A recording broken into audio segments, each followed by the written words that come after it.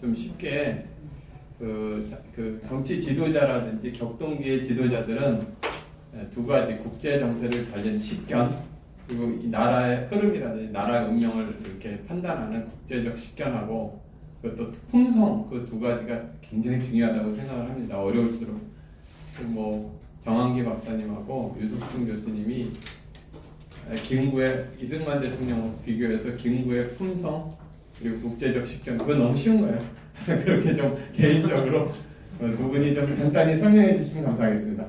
아니 두 분. 네.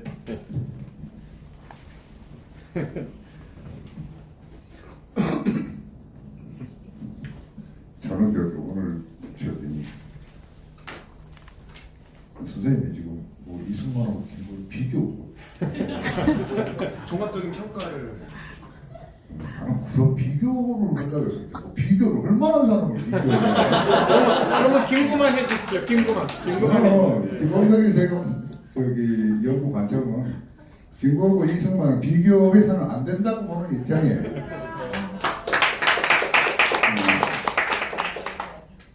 그리고 내가 무슨 뭐 김구를 제가 뭐 여기 논의하면서 저 죽일로 막 그랬다고 그래서 그걸 가지고 와서 막 내가 뭐 악마화 시킨다고 그러는데, 야 그런 게 아니고 그건 그냥 뭐 배우는 과정에서 뭐 재밌게 해보려고 양념을 친 것이고. 저는 뭐 기본적인 데이터의 기초에서 논의하고 있을 뿐입니다. 좋고 나쁘고는 여러분들이 이제 읽어보시고 이제 뭐 평가할 문제고, 그렇지 저는 상당히 뭐 연구를 하기 때문에 같이 중립적인 입장에서 논의를 하는 그런 이제 입장이에요. 그렇기 때문에 모든 것은 팩트라서 저기 논의를 하는 입장이고, 근데 선생님이 뭐 김구의 그 자질과 품성 그런 말씀을 하셨어요. 야 지금 내가 하는 연구 주제가 바로 그거예요.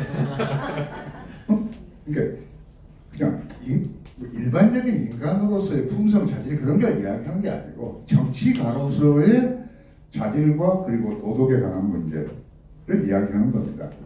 그것은 막스 베버가 하는 이야기예요. 자, 그런데 이제 그 이론들을 적용을 해서 논의를 하는데, 일단 김구라고 하는 사람은 기본적인 근대 교육이 없어요. 가방줄이 없다고요. 그 사람은 저기 그 백도밀지를 읽어보게 되면 한문 서당을 다녔다고 그러는데, 서당이 과거 시험을 준비하는 경학을 가르치는 데가 아니에요. 쌍놈들 서당을 다녔어요. 제문을 짓거나 계약서를 쓰거나 하는 그런 걸 가르치는 서당을 띄엄띄엄 3년 다녔어요. 기본적으로 한학 실력이라는 것도 대단히 일천한 인간이에요. 그리고 상당히 인간이 범죄 심리학으로 보게 되면 이 결핍의 심리가 있어요. 대단히 포악합니다. 그리고 그 집안 환경이 어려서부터 자기 아버지에게 엄청나게 맞고 자라요. 그러니까 가슴속에 엄청난 분노가 있는 겁니다. 그 사람은 자기 백도밀지에서 뭐 아버지가 아프니까 무슨 뭐 허벅지 살을 떼네 어때네 뭐 그딴 소리 해놨죠. 그 자기 거짓말이에요. 자기 아버지를 아예 사람 취급도 하지 않는데 뭐 그럴 거 아니에요. 어렸을 때 5살 6살 때부터 철들 때부터 이렇게 김구는 먹성이 좋아요. 얼마나 좋냐. 그 시골에서 옛날에 뭐 고공밥 딱 맛이 오잖아요. 그것을 뭐 6그릇 먹고 7그릇을 처먹으니까. 아니 그런 밥이 위에 들어갑니까? 근데 그렇게 써놨어. 진짜로 막 그 당시 김구 백도밀지도 그러지만 그 상해에서 그 임정 그 기초작거리를 했던 분의 해고에도 그런 이야기 나와요. 그러니까 김구는 어려서부터 그렇게 또 공포잖아요. 그러니까 동네에 친구들이 없어. 안 놀아줘. 맨날 그냥 맞고 다니기도 하고 막. 김구가 원래 그렇게 덩치가 큰 사람이 아니었어요. 그 사람이 덩치가 큰 것은 10대 후반에 들어와서 그렇게 막 이 키가 막 80 정도에 가까울 정도로 컸지, 그 전에는 상당히 적었다고 그래요, 자기가. 이제 그런 체질인데, 저기 성향인데, 그러다 보니까 뭐 이 배는 고프니까 막 이 집에는 먹을 건 없지. 그러니까 여러 나쁜 짓을 하는 거예요. 그러는 과정에서 아버지의 돈을 훔치기도 하고 그러다가 이제 걸려가지고 엄청나게 맞는 거예요. 그런 이제 우선 여기 그런 심리 구조가 있다 보니까 이 가슴 속에 암흑이 있는 거죠. 부글부글 끓는 거예요. 그걸 잘못 건들면 뭐 죽는 거예요, 그냥.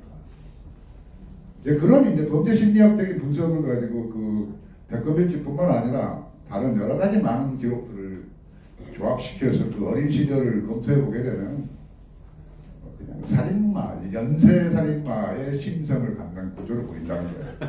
아니 그것은 여기 범죄 심리학 책을 보게 되면 그렇게 분석이 된다고. 맞습니다. 네, 맞습니다. 근데 그런 자에게 무슨 도덕이 있고 무슨 윤리가 있고 그러겠어요. 뭐 이재명하고 좀 비슷한. 비교자는 나는 분명히 그런 이야기 안 했어요. 나한테 뭐라고. 네, 유석춘 교수님. 네.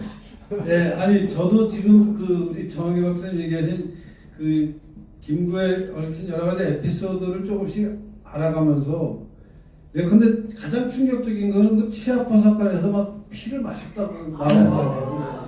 실제 그렇게 나오더라고요. 써 있더라고요. 근데 그럼 정말 이게 인간인가 하는 생각이 들더라고요. 그러니까 무슨 자기는 저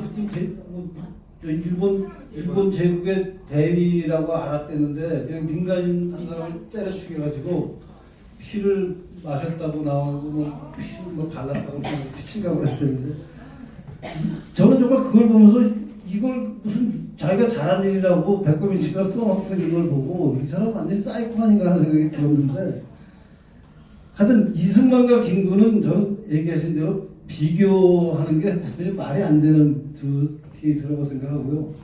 그런 일화 빼고 이제 정치 지도자로서 좀 이렇게 시간적인 그 라인을 넣고 타임프레임을 걸어놓고 보면은 이승만은 앞으로 세상이 어떻게 바뀌고 그 세상에 우리가 어떻게 맞춰서 살아야 된다는 것을 내다보는 사람이었고 김구는 그런 능력이 전혀 없던 사람이라고 생각해요. 그리고 이제 그런 안목을 갖게 되는 배경에는 이제 교육 배경이 크게 작용하는데 이승만 대통령은 당대 최고의 교육과 트레이닝을 받은 사람이고 김구는 그런 기회도 없었고 또 본인이 그런 기회가 본인이 젊었을 때 없었으면 살아가면서 그걸 좀 제대로 넓혀나가는 확장하는 노력을 했어야 되는데 아까 얘기하신 대로 김구는 중국에서 거의 30년을 살면서 중국말을 못해요. 말이 안 되는 일이죠. 그래서 그 무슨 중국에 어디 도망다니면서 그 양자강에 무슨 처녀 뱃사공 하나 꼬시잖아요. 처녀 뱃사공 하나 꼬드겨가지고 이제 데리고 살면서 하여튼 뭐 그런 과정을 보면은 중국에서 일상생활을 하면서도 이제 중국 문화를 이렇게 수용하는 그런 노력이나 능력이 전혀 없었던 그런 게 명백한 어떤 한계로 보이고 해서 비교가 불가능하다라는 생각이 들고요. 저 아까 우리 저 조명기 박사님 얘기한 것 중에 좀 잘 이해가 안 되는 거 질문 하나 해도 될까요? 아니 아까 이제 건국헌법에 뭐 그 공산주의적인 요소, 사회적인 요소가 들어가고 하는 게 중간파들의 뭐 누구죠, 뭐 김규식, 또 뭐 안재홍, 여운형 뭐 이런 사람들의 노력 때문에 그런 게 들어간 거고 뭐 그런 것은 다 긍정적으로 평가해야 된다라는 얘기로 사실 그 얘기를 왜 하셨는지 잘 이해는 못하는데 막 얘기 왔다 갔다 해서 무슨 얘기를 하려고 저 얘기를 하는 건가 하는 생각을 하다가 그래도 좀 한마디 해야겠다는 생각이 들어서 사실은 그 지금 얘기한 게 틀린 말은 아니지만 그거 이전에 이승만 대통령이 돌아오자마자 만든 기관 중에 건국대강이라는 거 있잖아요. 그게 근데 거기 보면 이승만 대통령이 앞으로 나라가 서면은 이 나라는 어떤 형태로 나라가 세워져야 된다 하는 것을 33개인가 33개 조항이 있습니다. 그게 이름이 33개 조항을 46년 2월인가 발표해요. 46년 2월이니까 굉장히 빠른 겁니다. 거기 보면 지금 얘기하는 그 사회주의적인 요소가 거기 다 나옵니다. 그러니까 토지개혁을 해야 된다고 거기 이미 못 박혀 있어요. 33개 조항에. 짧게 줄여서 뭐라고 부르는지 갑자기 기억이 안 나는데. 그런 것들이 다 사실은 그 당시 유행하는 거고, 이승만 대통령도 토지개혁을 해야 된다는 얘기를, 그러니까 이승만의 토지개혁이 무슨 다른 사람들의 아이디어를 받은 거라고 얘기할 일이 아니고, 이승만 대통령 본인이 토지개혁은 당연히 해야 되는 거라고 생각하고 헌법에 그거에 필요한 조항도 넣고 합니다. 근데 실제로 해보고 나서, 농지개혁하고 나서 나중에 상황을 보니까 이게 이제 자유시장 경제하고 좀 안 맞는 걸 깨닫고, 소위 말하는 부산정치 파동이라는 걸 하면서 헌법을 바꿔갖고 자유주의 헌법으로 이제 완전히 바꿉니다. 그러니까 필요할 때는 이승만도 사회주의를 활용할 수 있다는 것 정도는 알고 있었고, 그걸 실천도 한 사람이고 한데, 그것이 이승만은 빠지고 이승만은 안 하려고 그러는 거를 중도파가 밀어붙여서 이승만한테 그걸 강요해서 그 헌법 전문에 넣었다고 해석하는 거는 너무 그 사람들한테 유리하게 해석해 주는 거 아닌가 하는 생각이 들고요. 그 중도파라는 사람들이 어떤 일을 했는지를 제가 이번에 정한기 박사가 페이스북에 이런 걸 올렸더라고요. 압록강변의 겨울이라는 책이 있습니다. 이게 이런 책인데, 이게 1991년에 나왔고요. 납북 요인들의 삶과 통일의 한이라는 부제가 붙어 있는데, 이 책이 보니까 북한에서 내려온 사람의 얘기를 듣고 6.25 때 납북된 사람들이 있어요. 그게 중도파들입니다.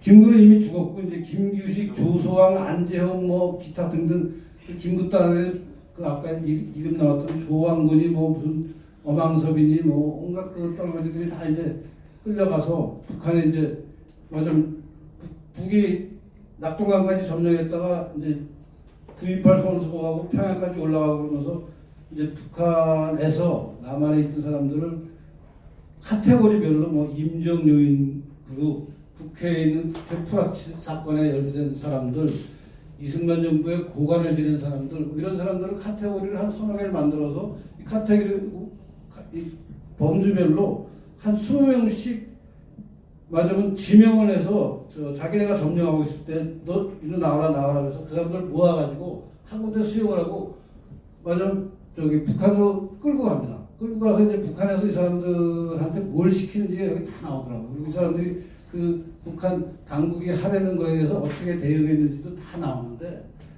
한심해요. 진짜 한심합니다. 중도파가 대단한 무슨 명분이, 여기 보면은 그냥 시키는 대로 하는 사람들이에요. 근데 그 식상을 너무 잘 모르시고 중도파에 대해서 우리 조영기 박사 너무 좋은 얘기를 하시는 것 같아서 내가 좀 경종을 울려드리고 싶어서 말씀드립니다. 그래요. 그런 해석도 있을 수 있습니다. 그럼 저는 입장이 뭐냐 그러면 역사라는 건요, 아주 구체적인 상황에서 구체적인 팩트에 의해서 결정이 됩니다. 이게 재헌헌법이 그게 1952년 헌법하고 같으냐 아니에요. 아주 구체적으로 합니다. 그런데 이 재헌헌법을 만들 때는 이승만 대통령이요, 그거를 손을 쓸 수 없는 상황입니다. 아닙니다. 그거 잘못 알고 계십니다. 유진호가 했다고 알려져 있지만 유진호를 뒤에서 조정한 게 이승만인데 그거 논문을 하나 써서 알고 있어요. 아니, 나를 왜 자꾸 그렇게 해요? 내 얘기만 해요.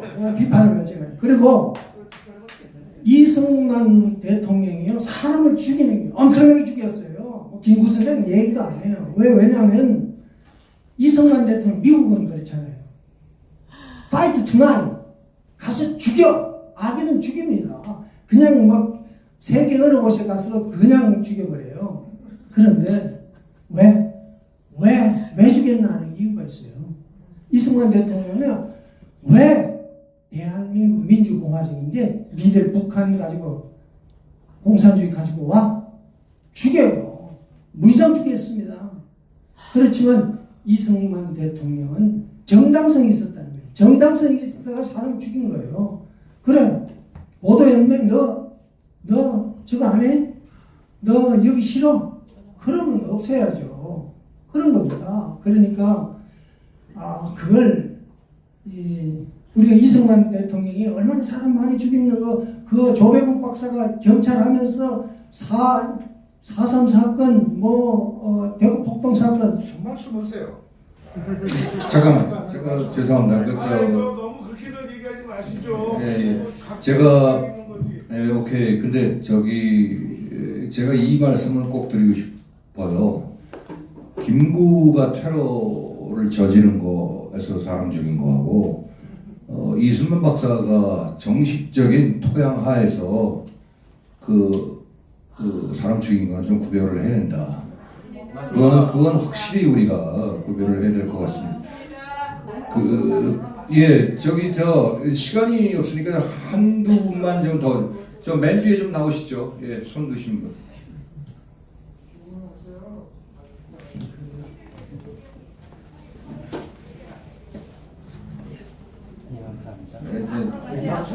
예, 앞으로 나오셔가지고 자기 이름도 좀 말씀해 주세요. 저는 이종혁이라고 하고요. 학생 시절 쪽에 저는 미국에서 해민연이라고 해민주연합에 어떻게 적을 두게 돼서 활동을 하기 시작했다가 이렇게 오늘 여기로 왔습니다. 최근에는 해외로 나가셨던, 그러니까 우리나라에서 민주화 운동 하고 그러시다가 나가셨다가 이렇게 핍박받고 나가신 분들도 계시고 그러니까 여러분들이 모여 계십니다. 여러분들이 원로급들로 올라가실 수 있는 그런 분들. 요즘 최근에는 저기 앞에 계신 이재봉 교수님 팬덤으로다가 그렇게 되신 그렇게 지내고 있습니다. 아무튼 김구에 대해서 지금 얘기들을 하고 있는데 일반 대중들께서 알고 계시든 김구가 우리나라에 들어와서 경고장이라는 게 굉장히 역사 유물같이 이렇게 남아있지 않습니까? 근데 왜 경교장을 들어간 경교장 주인이 누군지는 다들 아시죠? 최창학. 왜 받았을까요? 그거 정 박사님이나 한테 진짜로 반일 항일 운동을 하고 구국을 위해서 그렇게 독립운동을 했다 그러면 일반인들의 생각에도 그렇고 리더십에 계셨던 정도의 위치라고 그러면 준다고 그래도 받을 수 있는 상황이었을까요? 실제로요? 그리고 또 하나는 우리나라에서 제대로 독립운동을 하셨던 분들의 자손분들이 제대로 잘 살고 계신 분들 주변에서 보셨습니까? 김구의 첫째 아들 다들 아시잖아요.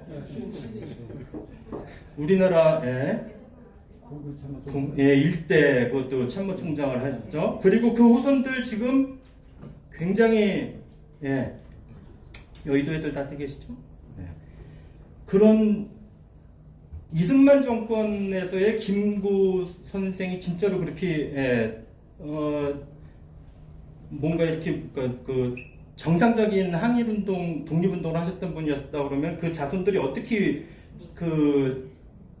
대우를 받고 이렇게 움직일 수 있었을 것이며 그런 거에 대한 거가 굉장히 의문사항이었습니다. 저는 아직은 어린 나이지만 그래서 그런 거에 대한 것도 조금 좀 연구가 이렇게 더 되주셨고 아니면 일반인들이 알아듣기 좀 쉽게 그런 걸 좀 설명해 주셨으면 싶습니다.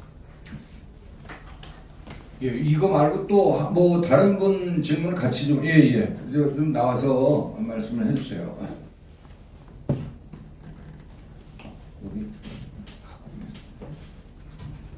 네, 저는 대한민국 국민 김미영입니다. 근현대사에 굉장히 관심을 많이 갖고 있고요. 저 김창룡 장군님 따님. 네, 저는 특무대장 김창룡 장군의 막내 딸입니다. 네, 맞습니다. 강의 너무 감사드리고요. 계속 공부해가면서 몰랐던 거를 너무 많이 알게 돼서 거듭 감사드리는데요. 일단 아까 조 교수님의 질문 드렸는데 여러 가지 좋은 것 좋은 거대로 나쁜 건 나쁜 대로 말씀하시는데 김구의 좋은 점은 어떤 거를 꼽으시는지 일단 여쭤보고 싶고요. 또 정한기 박사님께 짧게 답변 해주시면 좋겠는데 어떻게 해서 이런 사람이 대한민국에서 이렇게 추앙을 받고 그렇게 됐는지 그 계기가 무엇이었는지 너무 궁금해요. 저 나름대로 또 의견은 있지만 정 박사님의 의견을 좀 여쭈고 싶습니다. 네.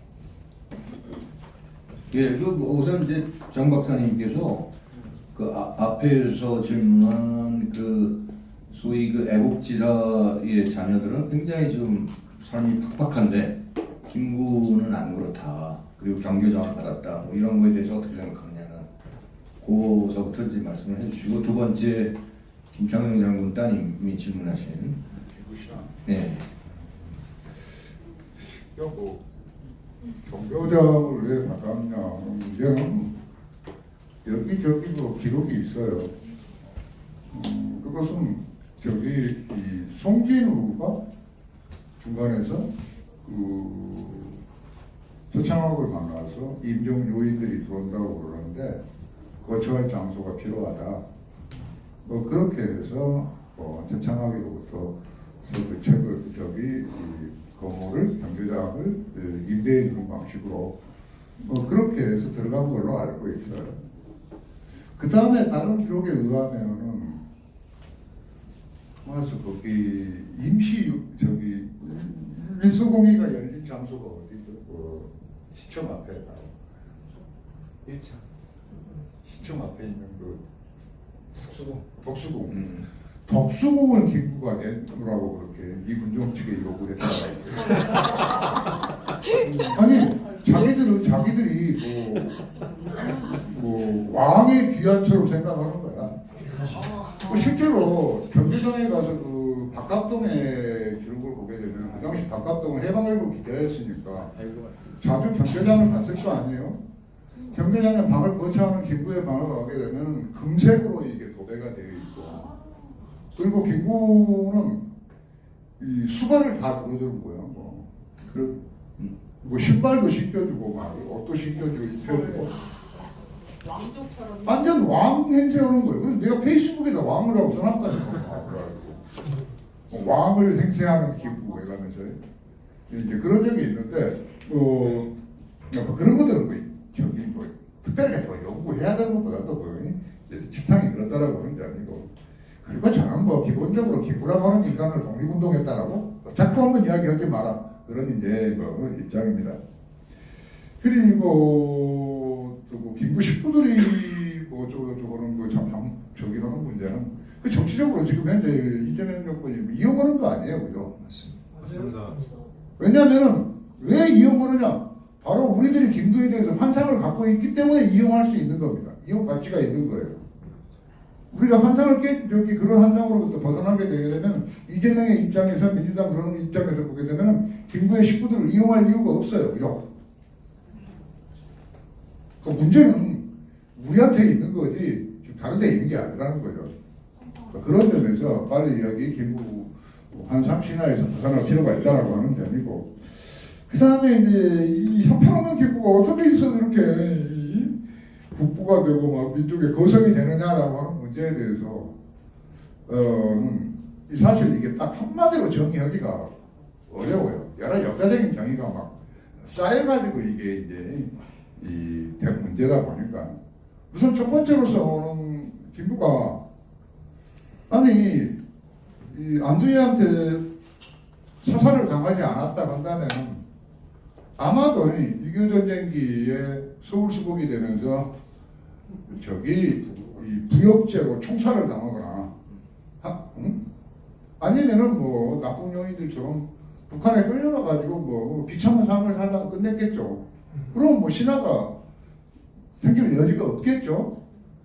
그런데 안두희가 그야말로 참지를 못하고 말이야, 나같이 그야말로 막 총을 꼽아가지고 왜 네 발만 쏘아? 한 400발 쏘아하니까 그렇게 이제 대충 하니까 이런 문제가 생기는 거 아니야.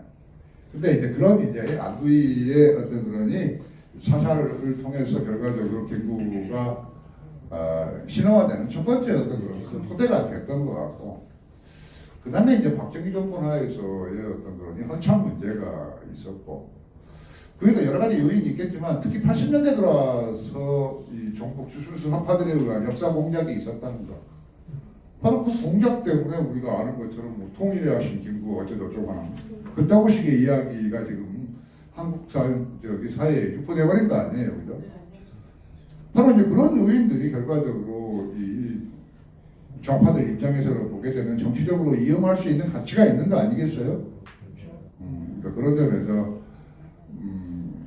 좌파들과 싸운다는 것은 상당히 여러 가지 각도에서 상당히 전략적인 싸움이 불가피하다고 봐요. 그죠? 근덕에서 무슨 뭐 소설을 쓸 수 있는 것도 아니기 때문에 그렇기 때문에 상당히 그 구상력도 있어야 되고 또 구체적인 사실관계를 잘 파헤쳐내고 그걸 분석해내서 알기 쉽게 쟁점화시켜내는 뭐 이런 작업들도 필요하고 그러니까 그러기 위해서는 여기 계시는 분들이 그런 내용들에 대해서 민감하게 반응해 줄 필요가 있어요. 그냥 넘어갈 문제가 아니라 바로 오늘의 우리 자신의 문제이기도 하지만 후세들의 문제이기도 하고 그 점에 있는 것 같고 유 교수님 뭐 이야기하면서 맨날 그 무고한 희생자 그런 이야기 하잖아요. 나도 요즘 거기 김창룡 장군 거기 문건들을 검토하다 보게 되면 야 김창룡 장군이 말이야 뭐 여러 가지 뭐 숙군 작업이라든가 해서 상당히 많은 업적을 냈지만 하지만 그런 과정에서도 무고한 희생자가 많지 않았겠냐고요. 그럼 나는 묻고 싶어. 무고한 희생자가 도대체 누구냐? 그러니까 그런 이야기는 혼자 구체적으로 이야기하지 않고 나오지 않았냐? 나왔겠다. 그딴 식으로 이야기하면 안 되는 거 아닙니까? 근데 실질적으로 그 김상용 장군이 그 수사한 내용들이나 기록들을 보거나 들어가서 보게 되면 무고한 사람들이 잡혀올 수가 없어요, 거기는. 왜냐면 누구 혼자 오는 게 아니고 여러 많은 사람들이 수사요원들이 있고 다 그러는데 그런 친구들이 무슨 뭐 이상한 생각을 갖고 있는 게 아니고 누구보다 국가에 대해 헌신하고 애국하려고 하는 사람인데 그런 사람들이 어떻게 해서 죄가 없는 사람을 끌고 오냐 이 말이야. 그 말이 안 되는 거 아닙니까? 난 그렇기 때문에 그런 말을 할 때마다 이건 문제구나. 이런 식으로 이야기하면 안 되는데. 그래서 나는 누가 그런 식으로 이야기하면은 그래 무고당했다라고 하는 사람이 도대체 누구냐 이야기해봐라. 우리는 그렇게 이야기해야 된다고 생각을 해요. 그런 거 강제로 끌려간 위안부 한 사람만 데려오라고 하는 맞아. 데려오라니까 무고한 사람이 있지. 그리고 아까 뭐 저 조명기 교수님한테도 질문했으니까 간단하게. 네, 지금 우리 상황을 이렇게 봅시다. 지금 이재명을 찍은 사람 많거든. 한 30% 되거든요. 근데 그 사람들의 어떤 욕망도 있을 거고, 그 사람들의 문화도 있을 거고, 그 사람들이 또 어떤 기여도 있을 거고. 그런데 우리 북한도 봅시다. 북한도 보면 꽤 많은 사람이 지금 김정은이를 그냥 떠받든다는 거예요. 그때 해방 정국에도 말이에요. 우리 2,200만 정도 되었습니다. 그런 이 2,200만 중에 한 3분의 1 정도는 김구를 우상으로 섬겼을 거 아니에요. 그 사람들이 만들어낸 문화도 있을 거란 말이에요. 그 대표를 한 사람이 김구다 이렇게 하면 어떤 기여가 있을 수 있다 하는 그런 얘기를 드리겠습니다. 예, 저도 한 마디만 좀 드리겠습니다. 그냥 뭐 말씀 안 드릴까 하다가 제가 이렇게 질문하고 이렇게 답변하는 거 보다가 좀 깨달은 게요. 김구가 소위 자기가 뭐 민족주의자를 자청했는데 그 뿌리에는 앙심, 지금 공산당의 앙심, resentment요. 그거가 거의 뿌리 받고 있지 않나 이런 생각이 들고요. 그 뿌리의 후손이 이제 예전에 제가 정학희 박사님께 질문 드리니까 현대 와서 김구하고 좀 비슷한 인물을 고발하면 어떻겠습니까? 기고를 쭉 불러주셨거든요. 조봉암서부터 김대중, 노무현, 이재명. 이 계보가 아주 정답인 것 같습니다. 솔직히 지금 김일성 추종자도 분명히 있죠. 이재명 추종자도 있죠. 근데 분명히 잘못됐습니다. 그러니까 거짓 일삼고 이렇게 정말 그 도덕이라는 기준 자체도 없고 그리고 지네들의 어떤 정권을 위해서는 수단 방법을 안 가린 것. 이건 뭐 공산당식이나 예를 들어서 그 패권주의자나 거의 똑같다 이렇게 생각이 듭니다. 그래서 우리는 역사를 이렇게 공부를 하면서 우리가 물론 객관적인 사실을 받고 이해하고